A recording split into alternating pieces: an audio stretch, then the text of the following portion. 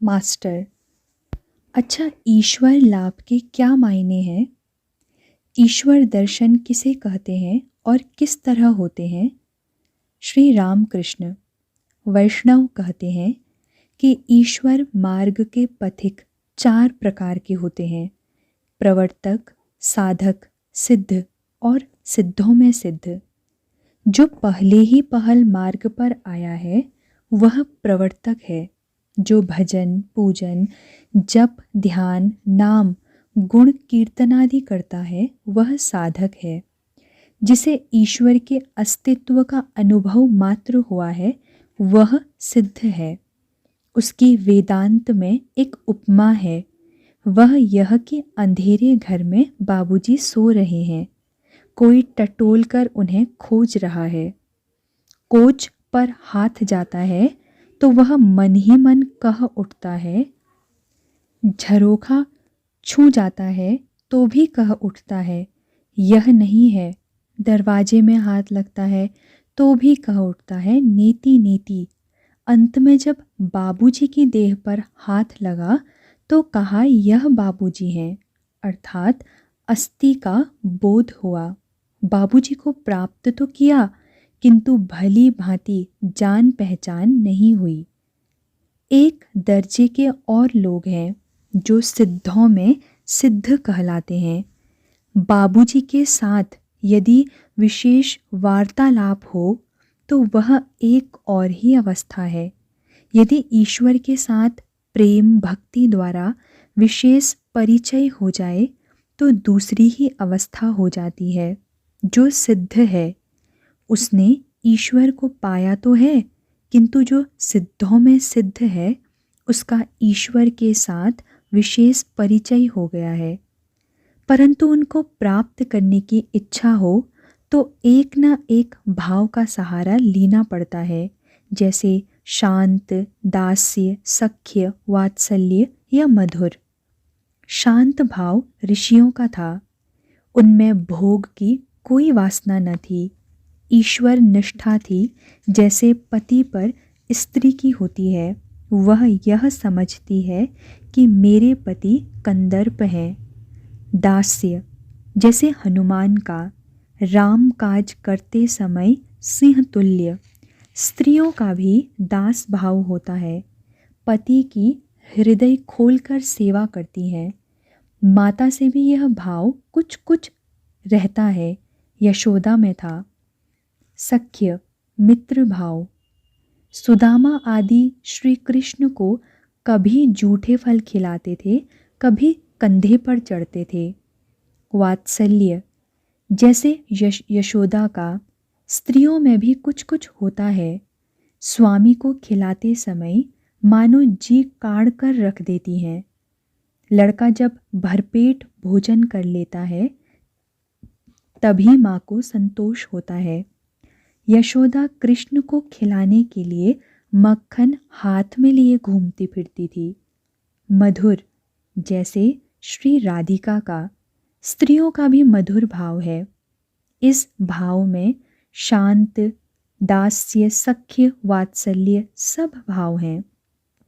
Master, क्या ईश्वर के दर्शन इन्हीं नेत्रों से होते हैं? श्री रामकृष्ण, चर्म चक्षु से उन्हें कोई नहीं देख सकता। साधना करते करते शरीर प्रेम का हो जाता है। आँखें प्रेम की, कान प्रेम के। उन्हीं आँखों से वे दीख पड़ते हैं। उन्हीं कानों से उनकी वाणी सुन पड़ती है और प्रेम का लिंग और योनि भी होती है।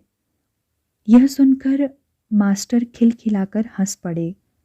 श्री रामकृष्ण जरा भी नाराज न होकर फिर कहने लगे, इस प्रेम के शरीर में आत्मा के साथ रमण होता है। मणि फिर कुछ गंभीर हो गए। श्री रामकृष्ण, ईश्वर को बिना खूब प्यार किए दर्शन नहीं होते। खूब प्यार करने से चारों ओर ईश्वर ही ईश्वर दिखते हैं।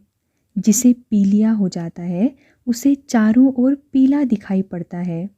तब मैं वही हूँ यह बोध भी हो जाता है। मतवाले का नशा जब खूब चढ़ जाता है तब वह कहता है मैं ही काली हूँ। गोपियाँ प्रेमोन्मत्त होकर कहने लगी मैं ही कृष्ण हूँ। दिन रात उन्हीं की चिंता करने से चारों ओर वे ही दिख पड़ते हैं। जैसे थोड़ी देर दीपशिखा की ओर ताकते रहो तो फिर चारों ओर सब कुछ शिखामय ही दिखाई देता है। मास्टर सोचते हैं कि वह शिखा तो सत्य शिखा है नहीं। अंतर्यामी रामकृष्ण कहने लगे चैतन्य की चिंता करने से कोई अचेत नहीं हो जाता। शिवनाथ ने कहा था ईश्वर की बार बार चिंता करने से लोग पागल हो जाते हैं। मैंने उससे कहा चैतन्य की चिंता करने से क्या कभी कोई चैतन्यहीन होता है? मास्टर जी समझा, यह तो किसी अनित्य विषय की चिंता है नहीं। जो नित्य और चेतन है उनमें मन लगाने से मनुष्य अचेतन क्यों होने लगा? श्री रामकृष्ण प्रसन्न होकर यह उनकी कृपा है, बिना उनकी कृपा के संदेह भंजन नहीं होता। आत्मदर्शन के बिना संदेह दूर नहीं होता। उनकी कृपा होने पर फिर कोई भय की बात नहीं रह जाती। पुत्र यदि पिता का हाथ पकड़कर चले तो गिर भी सकता है, परंतु यदि पिता पुत्र का हाथ पकड़े तो फिर गिरने का कोई भय नहीं। वे यदि कृपा करके संशय दूर कर दें और दर्शन दें तो फिर कोई दुख नहीं, परंतु उन्हें पाने के लिए खूब व्याकुल होकर पुकारना चाहिए, साधना करनी चाहिए, तब उनकी कृपा होती है। पुत्र को दौड़ते हाँफते देखकर माता को दया आ जाती है। माँ छिपी थी, सामने प्रकट हो जाती है। मणि सोच रहे हैं ईश्वर दौड़ धूप क्यों कराते हैं? श्री रामकृष्ण तुरंत कहने लगे उनकी इच्छा कि कुछ देर दौड़ धूप हो तो आनंद मिले। लीला से उन्होंने इस संसार की रचना की है, इसी का नाम महामाया है। अतएव उस शक्ति रूपिणी महामाया की शरण लेनी पड़ती है। माया के पाशों ने बांध लिया है, फांस काटने पर ईश्वर के दर्शन हो सकते हैं। श्री रामकृष्ण कोई ईश्वर की कृपा प्राप्त करना चाहे तो उसे पहले आद्या शक्ति रूपिणी महामाया को प्रसन्न करना चाहिए। वे संसार को मुग्ध करके सृष्टि, स्थिति और प्रलय कर रही हैं। उन्होंने सबको अज्ञानी बना डाला है। वे जब द्वार से हट जाएंगी तभी जीव भीतर जा सकता है। बाहर पड़े रहने से केवल बाहरी वस्तुएं देखने को मिलती हैं, नित्य सच्चिदानंद पुरुष नहीं मिलते। इसीलिए पुराणों में है, सप्तशती में मधु कैटभ का वध करते समय ब्रह्मादि देवता महामाया की स्तुति कर रहे हैं। संसार का मूल आधार शक्ति ही है। उस आद्या शक्ति के भीतर विद्या और अविद्या दोनों है। अविद्या मोह मुक्त करती है। अविद्या वह है जिससे कामिनी और कांचन उत्पन्न हुए हैं, वह मुग्ध करती है, और विद्या वह है जिससे भक्ति, ज्ञान, दया और प्रेम की उत्पत्ति हुई है, वह ईश्वर मार्ग पर ले जाती है। उस अविद्या को प्रसन्न करना होगा, इसीलिए शक्ति की पूजा पद्धति हुई। उन्हें प्रसन्न करने के लिए नाना भावों से पूजन किया जाता है, जैसे दासी भाव, वीर भाव, संतान भाव। वीर भाव अर्थात उन्हें रमण द्वारा प्रसन्न करना। शक्ति साधना सब बड़ी विकट साधनाएं थी, दिल लगी नहीं। मैं माँ के दासी भाव से और सखी भाव से 2 वर्ष तक रहा, परंतु मेरा संतान भाव है। स्त्रियों के स्तनों को मातृ स्तन समझता हूँ। लड़कियाँ शक्ति की एक एक मूर्ति हैं। पश्चिम में विवाह के समय वर के हाथ में छुरी रहती है, बंगाल में सरौता, अर्थात उस शक्ति रूपिणी कन्या की सहायता से वर मायापाश काट सकेगा। यह वीर भाव है। मैंने वीर भाव से पूजा नहीं की, मेरा संतान भाव था। कन्या शक्ति स्वरूपा है। विवाह के समय तुमने नहीं देखा, वर अहमक की तरह पीछे बैठा रहता है, परंतु कन्या निशंक रहती है। ईश्वर लाभ करने पर उनके बाहरी ऐश्वर्य, संसार के ऐश्वर्य को भक्त भूल जाता है। उन्हें देखने से उनके ऐश्वर्य की बात याद नहीं आती। दर्शन आनंद में मग्न हो जाने पर भक्त का हिसाब किताब नहीं रह जाता। नरेंद्र को देखने पर तेरा नाम क्या है, तेरा घर कहाँ है, यह कुछ पूछने की ज़रूरत नहीं रहती। पूछने का अवसर ही कहाँ है। हनुमान से किसी ने पूछा, आज कौन सी तिथि है? हनुमान ने कहा, भाई मैं दिन, तिथि, नक्षत्र कुछ नहीं जानता, मैं केवल श्री राम का स्मरण किया करता हूँ। दक्षिणेश्वर में अंतरंग भक्तों के साथ। आज श्री रामकृष्ण बड़े आनंद में हैं। दक्षिणेश्वर काली मंदिर में नरेंद्र आए हैं और भी कुछ अंतरंग भक्त हैं। नरेंद्र ने यहाँ आकर स्नान किया और प्रसाद पाया। श्री रामकृष्ण के पास राखाल, रामलाल और हाजरा हैं। नरेंद्र के साथ एक दो और ब्राह्म लड़के आए हैं। आज मास्टर भी आए हैं। तीसरा प्रहर हुआ है। नरेंद्र गाना गा रहे हैं। राखाल, लाटू, मास्टर, नरेंद्र के बाह्य मित्र, प्रिय हाजरा आदि सब हैं। नरेंद्र ने कीर्तन गाया, मृदंग बजने लगा। भावार्थ: ए मन, तू चिद्घन हरि का चिंतन कर। उनकी मोहन मूर्ति की कैसी अनुपम छटा है। वह श्री हरि भक्तों का हृदय धन, उसकी सौंदर्य सुषमा कोट्यवधि चंद्रमाओं को लज्जित करेगी। उसके लावण्य दर्शन से प्राण पुलकित हो जाते हैं। हृत कमलासन में उसके श्री चरणों का चिंतन कर शांतिपूर्ण मन से तथा प्रेम नेत्रों से उस अपरूप प्रिय दर्शन का दर्शन कर भक्ति के आवेग से उस चिदानंद रस में चिर निमग्न हो जा। नरेंद्र ने फिर गाया, जिसका भावार्थ था, सत्य शिव सुंदर का रूप हृदय मंदिर में शोभायमान है, जिसे नित्य देखकर हम उस रूप के समुद्र में डूब जाएंगे। वह दिन कब आएगा?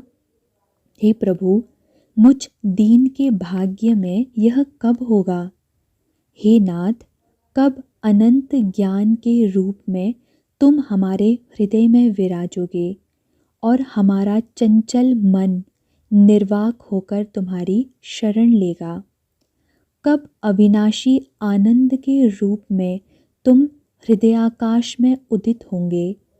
चंद्रमा के उदय होने पर चकोर जैसे उल्लासित होता है, वैसे हम भी तुम्हारे प्रकट होने पर मस्त हो जाएंगे। तुम शांत, शिव, अद्वितीय और राज हो। हे प्राण सखा, तुम्हारे चरणों में हम बिक जाएंगे और अपने जीवन को सफल करेंगे। ऐसा अधिकार और ऐसा जीते जी स्वर्ग भोग हमें और कहाँ मिलेगा? तुम्हारा शुद्ध और अपाप विद्ध रूप हम देखेंगे। जिस तरह प्रकाश को देखकर अंधेरा जल्द भाग जाता है, उसी तरह तुम्हारे प्रकट होने से पाप रूपी अंधकार भाग जाएगा। तुम ध्रुव तारा हो। हे दीन बंधु, हमारे हृदय में ज्वलंत विश्वास का संचार कर मन की आशाएं पूरी कर दो। तुम्हें प्राप्त कर हम अहर्निश प्रेम आनंद में डूबे रहेंगे और अपने आप को भूल जाएंगे। वह दिन कब आएगा प्रभु? आनंद से मधुर ब्रह्मनाद का उच्चारण करो। नाम से सुधा का सिंधु उमड़ आएगा। उसे लगातार पीते रहो, आप पीते रहो और दूसरों को पिलाते रहो। विषय रूपी मृग जल में पड़कर यदि कभी हृदय शुष्क हो जाए तो नाम गान करना, प्रेम से हृदय सरस हो उठेगा। देखना, वह महामंत्र नहीं भूलना। संकट के समय उसे दयालु पिता कहकर पुकारना। हुंकार से पाप का बंधन तोड़ डालो। जय ब्रह्म कहकर आओ, सब मिलकर ब्रह्मानंद में मस्त होएं और सब कामनाओं को मिटा दें। प्रेम योग के योगी बने। मृदंग और करताल के साथ कीर्तन हो रहा है। नरेंद्र आदि भक्त श्री रामकृष्ण को घेरकर कीर्तन कर रहे हैं। कभी गाते हैं, प्रेमानंद रस में चिरदिन के लिए मग्न हो जा। फिर कभी गाते हैं, सत्य शिव सुंदर का रूप हृदय मंदिर में शोभायमान है। अंत में नरेंद्र ने स्वयं मृदंग उठा लिया और मतवाले होकर श्री रामकृष्ण के साथ गाने लगे। आनंद से मधुर ब्रह्मनाद का उच्चारण करो। कीर्तन समाप्त होने पर श्री रामकृष्ण ने नरेंद्र को बार बार छाती से लगाया और कहा, आज तुमने मुझे कैसा आनंद दिया। आज श्री रामकृष्ण के हृदय में प्रेम का स्रोत उमड़ रहा है। रात के 8 बजे होंगे तो भी प्रेमोन्मत्त होकर बरामदे में अकेले टहल रहे हैं। नरेंद्र प्रिय और मास्टर रात को रहेंगे। नरेंद्र रहेंगे। बस श्री रामकृष्ण फूले नहीं समाते। रात का भोजन तैयार हुआ। श्री माता जी नौबत खाने में हैं। आपने अपने भक्तों के लिए रोटी, दाल आदि बनाकर भेज दिया है। नरेंद्र, आजकल के लड़कों को कैसा देख रहे हैं? मास्टर, बुरे नहीं, पर धर्म के उपदेश कुछ नहीं मिलते। नरेंद्र, मैंने खुद जो देखा है उससे तो जान पड़ता है कि सब बिगड़ रहे हैं। चुरूट पीना, ठट्ठेबाजी, ठाट बाट, स्कूल से भागना, ये सब हरदम होते देखे जाते हैं। यहाँ तक कि खराब जगहों पर भी जाते हैं। इस प्रकार की बातें हो रही थी कि श्री रामकृष्ण कोठरी के भीतर से उनके पास आए और हंसते हुए कहते हैं, भला तुम्हारी क्या बातचीत हो रही है? नरेंद्र ने कहा, इनसे स्कूल की चर्चा हो रही है। लड़कों का चरित्र ठीक नहीं रहता। श्री रामकृष्ण थोड़ी देर तक उन सबको सुनकर मास्टर से गंभीर भाव से कहते हैं, ऐसी बातचीत अच्छी नहीं। ईश्वर की बातों को छोड़ दूसरी बातें अच्छी नहीं। तुम इनसे उम्र में बड़े हो, तुम सयाने हो, तुम्हें ये सब बातें उठने देना उचित न था। उस समय नरेंद्र की उम्र 19-20 रही होगी और मास्टर की 27-28। मास्टर लज्जित हुए। नरेंद्र आदि भक्त चुप रहे। श्री रामचंद्र खड़े होकर हंसते हुए नरेंद्र आदि भक्तों को भोजन कराते हैं। आज उनको बड़ा आनंद हुआ है। भोजन के बाद नरेंद्र आदि भक्त श्री रामकृष्ण के कमरे में फर्श पर बैठे विश्राम कर रहे हैं और श्री रामकृष्ण से बातें कर रहे हैं। आनंद का मेला सा लग गया। बातों बातों में श्री रामकृष्ण नरेंद्र से कहते हैं, चिदाकाश में पूर्ण प्रेम चंद्र का उदय हुआ। जरा इस गाने को तो गा। नरेंद्र ने गाना शुरू किया। साथ ही अन्य भक्त मृदंग और करताल बजाने लगे। गीत का आशय इस प्रकार था, चिदाकाश में पूर्ण प्रेम चंद्र का उदय हुआ।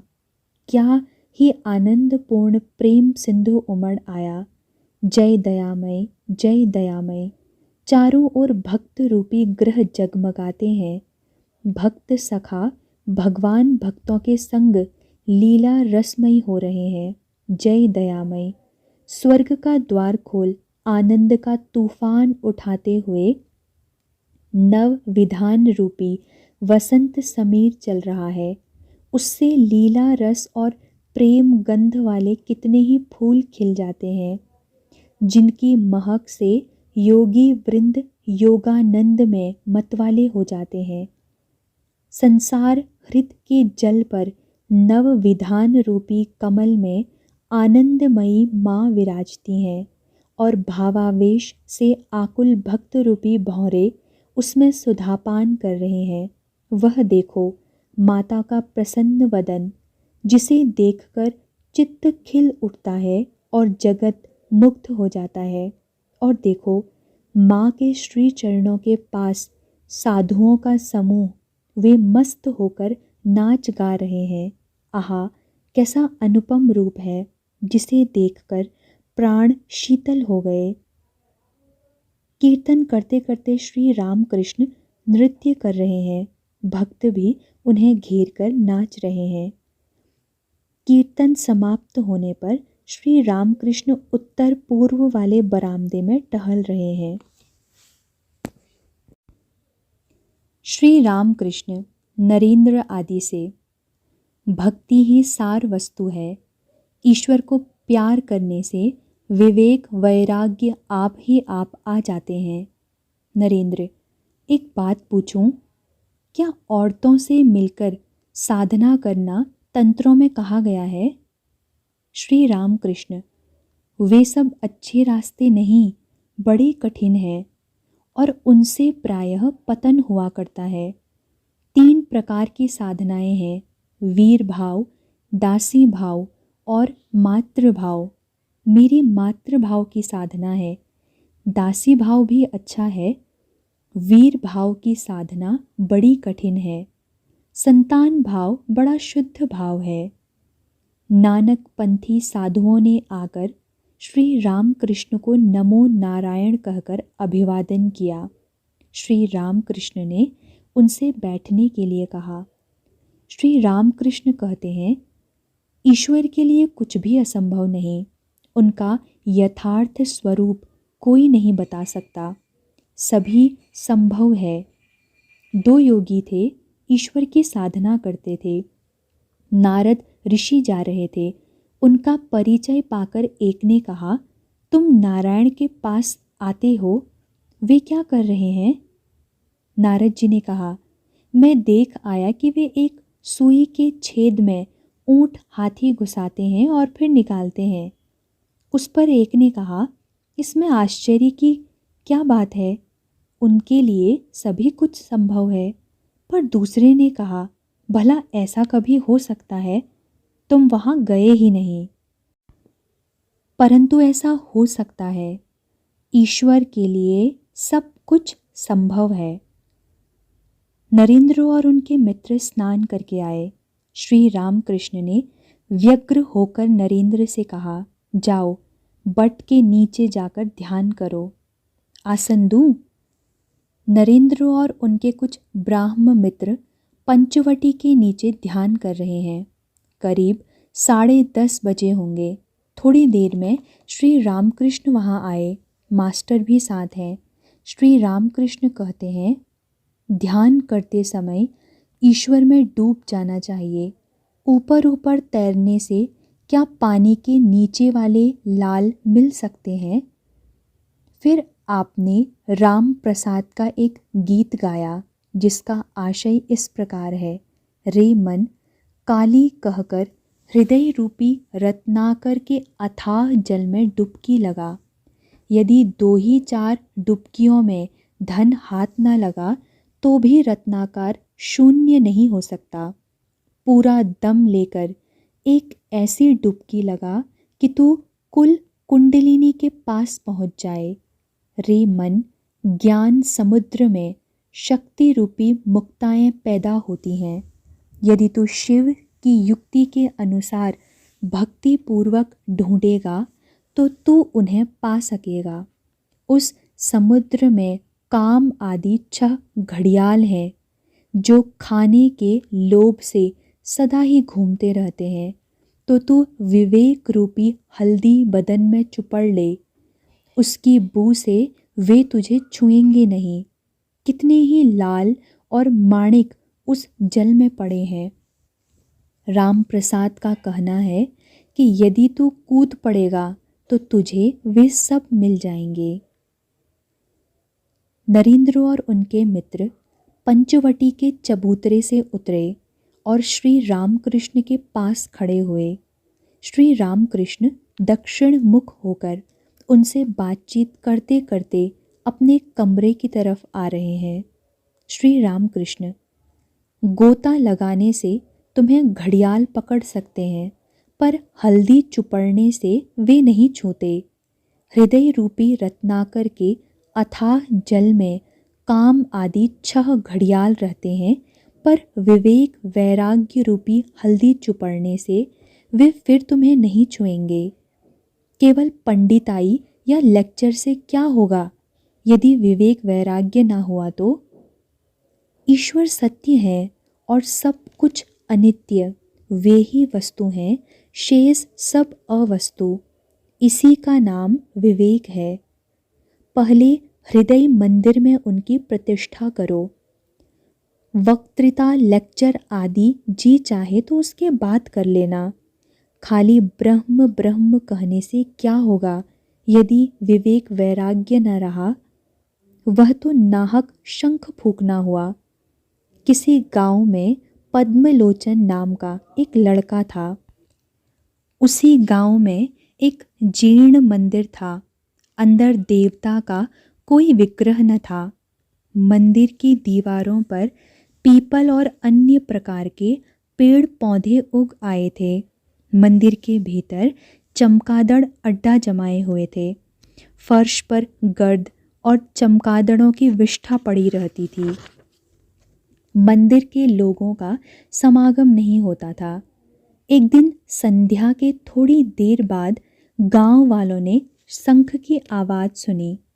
मंदिर की तरफ से शंख बज रहा है। गांव वालों ने सोचा कि किसी ने देवता प्रतिष्ठा की होगी और संध्या के बाद आरती हो रही है। लड़के, बूढ़े, औरत सब दौड़ते हुए मंदिर के सामने हाजिर हुए। देवता के दर्शन करेंगे और आरती करेंगे। उनमें से एक ने मंदिर का दरवाज़ा धीरे से खोलकर देखा कि पद्मलोचन एक बगल में खड़ा होकर शंख बजा रहा है। देवता की प्रतिष्ठा नहीं हुई। मंदिर में झाड़ू तक नहीं लगाया गया। चमगादड़ों की विष्ठा पड़ी हुई है।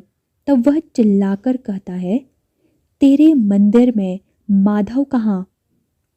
तूने तो नाहक शंख फूंककर हुल्लड़ मचा दिया। उसमें 11 चमगादड़ रात दिन गश्त लगा रहे हैं।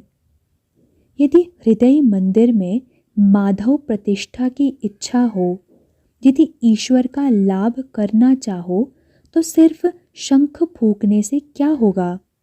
पहले चित्त शुद्धि चाहिए। मन शुद्ध हुआ तो भगवान उस पवित्र आसन पर आ विराजेंगे। चमगादड़ की विष्ठा रहने से माधव नहीं लाए जा सकते। 11 चमगादड़ का अर्थ है 11 इंद्रियां। 5 ज्ञान की इंद्रियां, 5 कर्म की इंद्रियां और मन। पहले माधव प्रतिष्ठा, बाद में इच्छा हो तो वक्तृता, लेक्चर आदि देना। पहले डुबकी लगाओ, गोता लगाकर लाल उठाओ, फिर दूसरे काम करो। कोई गोता लगाना नहीं चाहता। न साधन, न भजन, न विवेक, न वैराग्य। 2-4 शब्द सीख लिए, बस लगे लेक्चर देने। शिक्षा देना कठिन काम है। ईश्वर दर्शन के बाद यदि कोई उनका आदेश पाए तो वह लोगों को शिक्षा दे सकता है। बातें करते हुए श्री रामकृष्ण उत्तर वाले बरामदे के पश्चिम भाग में आ खड़े हुए। मणि पास खड़े हैं। श्री रामकृष्ण बारंबार कह रहे हैं, बिना विवेक वैराग्य के भगवान नहीं मिलेंगे। मणि विवाह कर चुके हैं, इसीलिए व्याकुल होकर सोच रहे हैं कि क्या उपाय होगा। उनकी उम्र 28 वर्ष की है। कॉलेज में पढ़कर उन्होंने कुछ अंग्रेजी शिक्षा पाई है। वे सोच रहे हैं क्या विवेक वैराग्य का अर्थ कामिनी कांचन का त्याग है? मास्टर श्री रामकृष्ण से, यदि स्त्री कहे कि आप मेरी देखभाल नहीं करते हैं, मैं आत्महत्या करूंगी, तो कैसा होगा? श्री रामकृष्ण गंभीर स्वर में, ऐसे स्त्री को त्यागना चाहिए जो ईश्वर की राह में विघ्न डालती हो, चाहे वह आत्महत्या करे चाहे कुछ और। जो स्त्री ईश्वर की राह में विघ्न डालती है वह अविद्या स्त्री है।